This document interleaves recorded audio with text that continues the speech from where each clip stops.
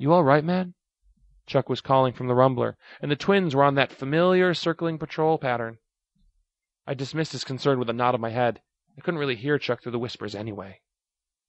I pressed my face to the glass and wrenched my gaze over the dusty insides. The sunlight fingered deep into the darkness of the store with long lances of yellow. I kept staring, and the whispers pounded my head. "Dibs!" A gunshot followed. I turned around to see the twins drop a zombie from 50 feet away. It had come from the garage, kitty-corner to the shops. "More of 'em!" The pepper of gunshots started to ring through the echoes in my ear. I cocked my rifle and stood to add my bullets to the barrage. Then I saw it, gleaming, blue and silver. The whispers even stopped for a second. Listerine. Sweet, blessed manna from heaven, Lister-frickerine. It lay in the corner of the store under a fallen display for deodorant or anti-foot fungal cream, just at the tip of a gentle finger of golden light. The whispers started screaming. Without even pausing, I shattered the window with the butt of my rifle. I ignored the slivers of pain where the glass sliced my flesh, and I kicked the edge clear. I was stepping over the threshold when one of the twins grabbed my arm. "What are you doing?" His shout was barely audible over the din in my head. His breath was so rancid. How dare he assault me with that reek?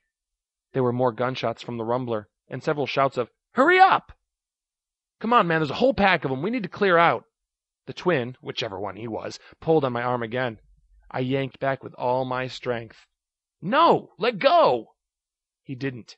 We struggled for a second, shouting at each other over the chorus of gunshots, zombie groans, and a storm of whispers. The twin punched me in the face, and my head exploded, the voices screaming and frothing in a rage as I fell backward into the darkness of the store. "Now, man, shake out of it!" He reached down and pulled me up and out. The mouthwash was only a few feet away. Salvation in spearmint. I lifted my rifle without really aiming. The twin's eyes widened for a split second before he backed away. I pulled the trigger, and he spun like a top, a thin tendril of blood flying from his shoulder. There were more shouts, but I couldn't hear him. The twin staggered away from the store with wide eyes, and a hand pressed to his bleeding arm. You're crazy, man!" One last wave of vomit-scented words. I sneered. "Your breath stinks." I aimed more carefully this time. "Now back off." His eyes narrowed with realization as he saw the bottle just behind me. "Mouthwash? You shot me over mouthwash? Man, Zach's going to use your brains for mouthwash!" The twin retrieved his rifle and fled back to the car, leaving a trail of blood on the faded gray asphalt.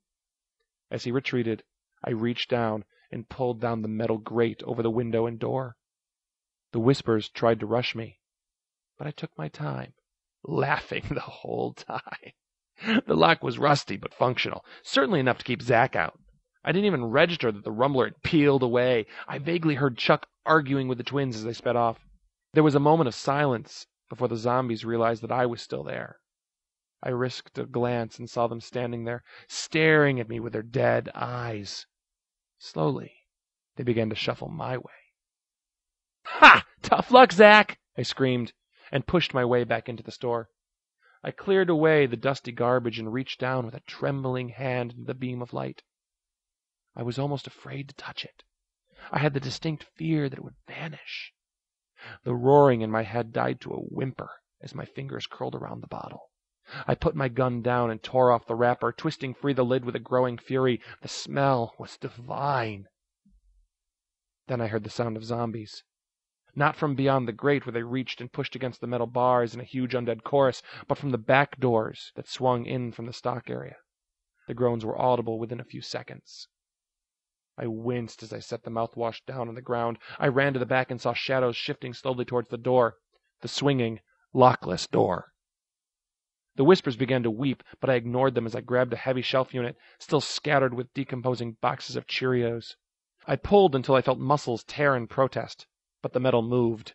I screamed as I dragged it across the entryway and shoved it flush to the rubberized door as a single, decaying hand tried to push the portals open. There was a dry, crackling noise as the necrotic limb was crushed between the two doors. The fingers continued to claw at the air comically. I backed away, laughing at the same time I wept. Zombies here, zombies there, zombies everywhere, I sang maniacally.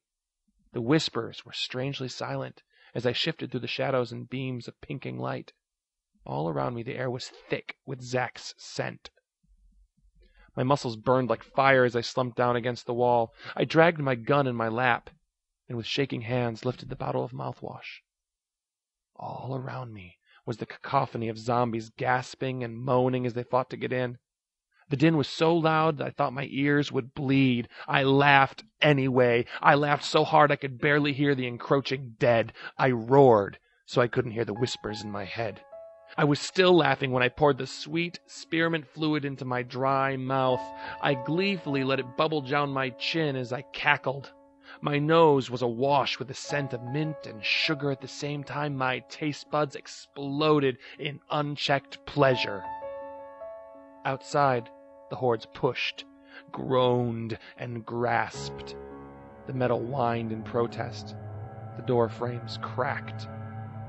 Cackling, with tears streaming from my eyes, I gargled. Oh yes, I gargled.